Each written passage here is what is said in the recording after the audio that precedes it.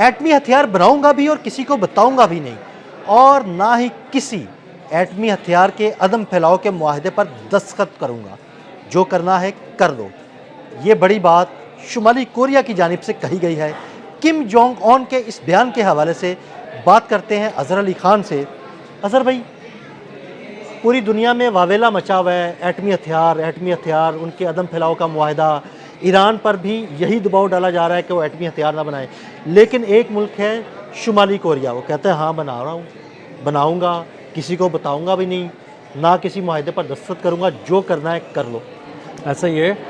असल में शुमाली कोरिया जो है वो अब चैलेंज कर रहा है, खुलकर चैलेंज कर रहा है, डरा रहा है डोनाल्ड ट्रंप को और बता रहा है कि मैं बैलिस्टिक मिसाइल भी बनाऊंगा, एटमी हथियार भी बनाऊंगा, चलाऊंगा भी, बैलिस्टिक मिसाइल के तजुर्बात भी करूंगा। वो तुम्हारे दोस्त और तुम्हारे बहुत ही करीबी जापान के करीब जाके पानियों में गिरेंगे भी, मैं वहीं टेस्ट करूंगा, मज़े लूँगा उस टेस्ट के, ख़ुद देखूंगा जाके उसको और नहीं रुकूंगा। और अगर बात हो रही है एटमी अदम फैलाव की, तो सुन लो, मैं एटम बम बनाऊंगा भी, और अगर मेरे पास है तो कभी ज़रूरत पड़ी तो उसको चलाऊंगा भी। और किसी तरह का कोई ऐसी ट्रीटी साइन नहीं करूंगा जिसके बारे में मुझे बताना पड़े किस तरह का हथियार है, कितने हैं, तादाद में कितने हैं, कहाँ रखे हैं मैंने, और वादा करो कि फ़ला फ़ला जब तक काम नहीं होगा तुम नहीं चलाओगे। मैं जब महसूस करूँगा तब चलाऊँगा, क्योंकि दुनिया में एक मसावात नहीं है इस हवाले से। हाँ जी। और आपने कोई इक्वालिटी नहीं रखी हुई। एक तरफ आपका लाडला बच्चा है इसराइल, वो बनाता भी है और कहता है हमारे पास हैं, बहुत सारे हैं, आवाज़ें उठ रही हैं, अमेरिका से भी आवाज़ें उठ रही हैं। जी जी, और वो कह रहा है मैं बनाऊंगा भी, और कभी ज़रूरत हुई तो मैं, वो लूज टॉक भी बहुत करते हैं ना इसराइल से कि हम चला भी देंगे, ऐसा भी हो जाएगा, कहीं ऐसा मौका ना आ जाए कि हमें चलाना पड़ जाए। एटम बम फेंक देना चाहिए। जी बिल्कुल ऐसा ही है।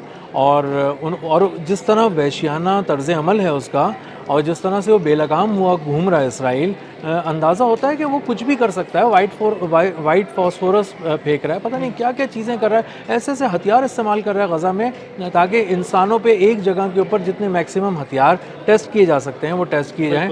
और वो नहीं बता रहा, जब वो एनपीटी पे दस्तखत नहीं कर रहा, वो अपनी साइट्स का विज़िट नहीं करा रहा, तो ईरान ने क्या कसूर किया है और शुमाली कोरिया ने क्या कसूर किया है कि वो ना बनाएं, या वो बना रहे हैं तो वो उसको रोक दें, किस खुशी में, ताकि आप उसके पड़ोस में बैठ के कल को आप एटम बम चला दें, या आप उसके ऊपर इस तरह का कोई लीथल अटैक कर दें ईरान पे, और ईरान के पास जवाबी कार्रवाई के लिए कुछ भी ना हो। क्या ज़िंदगी भर वो यहाँ से बैठ के बैलिस्टिक और हाइपरसोनिक मिसाइल ही दागता रहेगा, और एटमी हमले के जवाब में आप कितने मिसाइल दाग सकते हैं, उसमें तो आपको मोहलत ही नहीं मिलती और आपके अवाम ख़त्म हो जाते।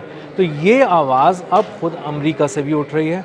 कांग्रेस जो है वो अब ब्रीफिंग में कह रहा है कि ये तमाशा बंद करो, ये तुमने तो कोई 10-15 साल से तमाशा लगाया हुआ है, दिहाइयों से चीज़ें चल रही हैं कि आप पूछते ही नहीं है इसराइल को। आप इसराइल को पूछते नहीं है, और ईरान पर खामखा का दबाव, शुमाली कोरिया पर खामखा का दबाव, दूसरे ममालिक पर खामखा की बदमाशी, ऐसा ही है। और आप उसको पूछते नहीं हैं और वो आपको जवाब नहीं देता और बताता ही नहीं है कि क्या डिटेल्स हैं।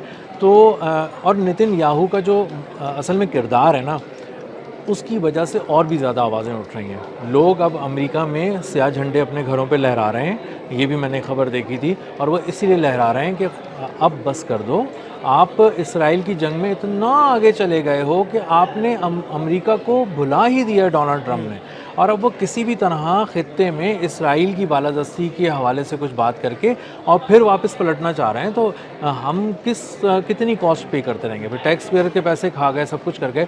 जो है एटमी हथियार उसने तैयार किए हैं इसराइल ने, जिसके बारे में वो कहता है कि मैंने तैयार कर लिए हैं, अमेरिका का पैसा है उसमें, अमरीकी टैक्स पेयर्स की खून पसीने की कमाई है, जो वो लेके चला गया मुख्तलिफ़ हुकूमतों से छीन के, पहले बराक ओबामा से, फिर बुश से, और उसके बाद डोनाल्ड ट्रंप से, और ले जा के अपनी। अज़हर भाई बड़े शातिर हैं ये यहूदी, बड़े शातिर हैं। ऐसा ही है। वो कह रहे हैं कि पिछले 30, 40, 50 साल में अगर कोई चीज़ दुनिया में बिकी है तो वो एक ही है, खौफ। और $8 ट्रिलियन का खौफ बेचा है इसने, नेतन्याहू ने सिर्फ, और बताया है कि ईरान ख़तरा है, लबनान ख़तरा है, इराक़ में वेपन्स ऑफ मास डिस्ट्रक्शन बन रहे हैं, और वो दुनिया किसी वक्त भी तबाही के दहाने पे आके खड़ी हो जाएगी और ये लोग चला देंगे। ये मुसलमान बड़े ख़तरनाक होते हैं, ये जो कहते हैं इनमें इंसानियत नहीं है, और ये खून के प्यासे होते हैं, और ये कभी हमला कर देंगे। नेतन्याहू में है ये सारा, नेतन्याहू में है। इसराइली फ़ौजियों की आप बयानात उठा के 1981 के 1985 के देखें तो वो कहते हैं कि हाँ हम तो खून की की होली खेल रहे हैं, हम तो मार रहे हैं। एक इसराइली फ़ौजी का मैंने अभी बयान सुना, उसने कहा यार मैं बच्चे ढूंढने निकला था गज़ा में, मुझे बच्चे मिल ही नहीं रहे मारने के लिए, मजबूरी में बहुत तकलीफ़ से मैंने 12 साल का बच्चा मारा है, तो वह इतने ही बड़े बच्चे मिल रहे हैं, मैं क्या करूँ, किधर जाऊँ। उन्हें छोटे बच्चे चाहिए, छोटे बच्चे चाहिए मारने के लिए, वो नस्ल ख़त्म करना चाहते हैं। गज़ा में 5,500 ऐसे बच्चे अब पैदा होने वाले हैं अगले कुछ अरसे में, जिनके बारे में ये बात आप तकरीबन यकीनी है कि वो नहीं बचेंगे। वो ग़िज़ाई क़िल्लत का शिकार हैं ऑलरेडी अपने मादर रहमी में, और इसके साथ साथ वो जब पैदा होंगे तो प्रीमेच्योर भी होंगे, और जब उनको किसी तरह का इंक्यूबेटर आईसीयू चाहिए होगा तो पूरे इन 5,500 बच्चों के लिए 2 आईसीयू के बेड अवेलेबल हैं पूरे गज़ा के अंदर, और उसमें आप कितने बच्चों को ट्रीट कर तो फिर लेंगे। अगर भाई ऐसी सारी सूरत में शुमाली कोरिया ठीक कर रहा है, किम जोंग उन सही धमकियां दे रहा है और बात सही कर रहा है, वो कह रहा है कि ठीक है भाई मैं बनाऊंगा, जो करना है कर लो। ये शुरू से लोगों को समझ में नहीं आता था, किम जॉन उन तो अब समझ में आने लगा है हाँ जी। लोगों को, पिछले कुछ 1-2 साल हाँ के जी, अंदर बिल्कुल। उसका अंदाज़ा हुआ है कि वो सही लैंग्वेज में बात करता था। लोग ज़रा ना दबी और नपी तुली और डर डर के बात करते थे, अमेरिका नाराज़ ना हो जाए, फलां सदर नाराज़ ना हो जाए।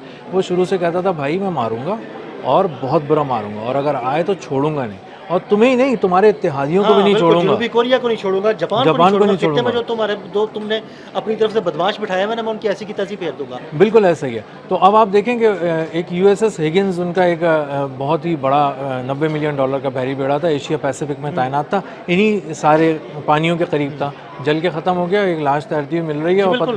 और पता उसमें चला आग लगी सुना है। जी आग लगी, और उसका इंजन रूम जल गया, उसकी पूरी वायरिंग का सिस्टम जल गया, और वो तैर रही थी एक लाश, जिसको फिर उठा के लेके गए वो आहिस्ता आहिस्ता।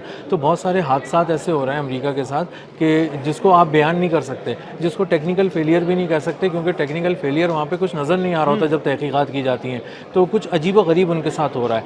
तो असल में शुमाली कोरिया जो है उसका जो एटमी पूरा एक प्लान है, प्रोग्राम है एटमी प्लान जो भी जी, वो एटमी प्रोग्राम जो है ना, वो सिर्फ इसीलिए है कि उसे पता है कि कुछ ऐसे लोग तैयारी कर रहे हैं दुनिया में जो अचानक नमूदार हो जाएंगे और वो ताकत का सरचश्मा बनने की कोशिश करेंगे। उस वक्त हमारे पास तेज़ी से काम करने के लिए कुछ भी नहीं होगा, और शायद यही एक बात थी जिसको ईरान ने बहुत गहराई में महसूस कर लिया था। इसीलिए वो चाहता है बार बार कि वो इन्रिचमेंट करे और किसी तरह एटमी हथियार तक पहुंच सके, क्योंकि उसका मुकाबला जिस वहशी से है उससे ख़ुद यहूदी भी पनाह मांग रहे हैं, मुख्तलिफ़ ममालिक में जो रहते हैं उसके ख़िलाफ़ निकलते हैं, बात करते हैं।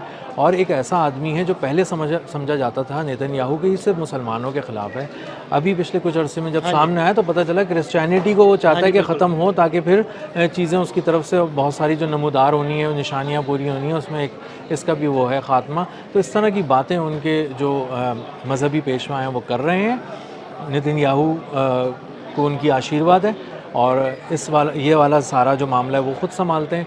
और नेतन्याहू एक ऐसे कोर्स ऑफ एक्शन पे काम कर रहा है जो मुसलसल इस दुनिया को अगले 10-15 साल तक गर्म रखेगा।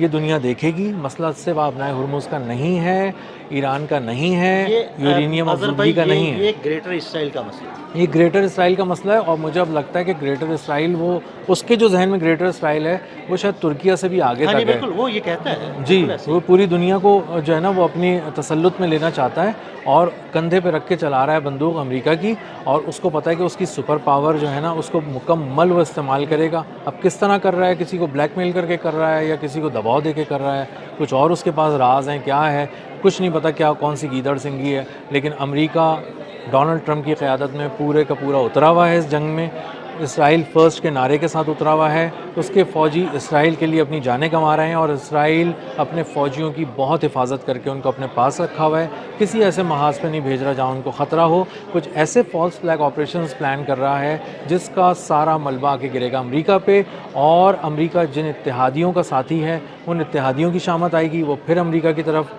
उंगली पहले उठाएंगे और उसके बाद उसको बहुत बुरा भला कहेंगे और उसके साथ अपने नाते तोड़ेंगे। तो उसका सिफारती सतह पे जो नुकसान होने जा रहा है अमेरिका का, हो चुका है वही बहुत है, लेकिन जो होने जा रहा है इस सारी सूरत हाल के बाद वो इंतहाई खौफनाक होगा उनके लिए। और नेतन्याहू जो है उसने मुकम्मल तौर पर ट्रंप को बेच दिया है, और नेतन्याहू अब से जान नहीं छूटने वाली बहुत आसानी से। अब किसी तरह अगर दुनिया अमन माहदे पे पहुंच जाती है तो ये अमन माहदा जो है वो दुनिया की, पाकिस्तान की और दीगर ममालिक की बहुत बड़ी कामयाबी होगा, क्योंकि इसमें नेतन्याहू बैठ के पत्थर मार रहा है और मुसलसल कोशिशें कर रहा है कि किसी तरह ये नाकाम हो जाए, कोई ऐसा काम हो कि चिंगारी एक बार फिर पूरी दुनिया में आग का सबब बने। बहुत शुक्रिया अज़हर भाई। अज़हर भाई ने बड़ी तफसील के साथ इस सारे मामले पर रोशनी डाली।